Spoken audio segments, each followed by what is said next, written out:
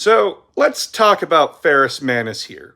For those that don't know, Ferrus Manus is the Primarch of the Iron Hands, or the 10th Legion, and he was the first Primarch to canonically die within the Horus Heresy.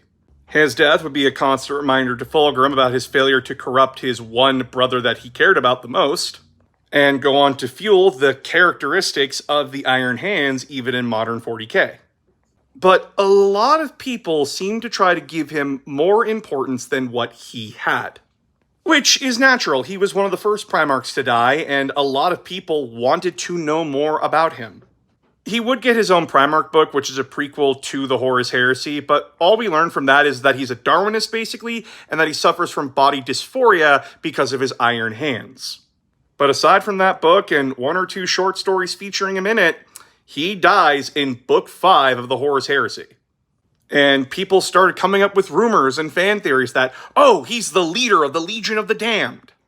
Because in the book Master of Mankind, the Emperor made a psychic attack in the shape of Ferrus Manus and a ton of on-fire legionnaires. Which, that isn't the Legion of the Damned. The Legion of the Damned are a corporeal form that can go incorporeal.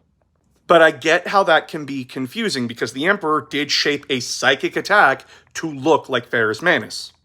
But that theory got kicked to the curb because, well, late 7th edition, early 8th edition confirmed that the Legion of the Damned were the Firehawks.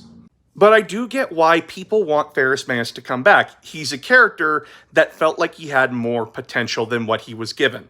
However, the problem stands that if he comes back, it ruins the character of the Iron Hands. You gotta remember, the Iron Hands were the first Legion to lose their Primarch. And that character has stuck with the Legion ever since the Horus Heresy was written. And if you bring him back, that doesn't add anything to the Legion, it just cheapens it.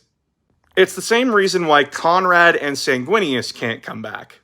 It would ruin the respective characters or characteristics of those legions. Now, am I saying it can't be done?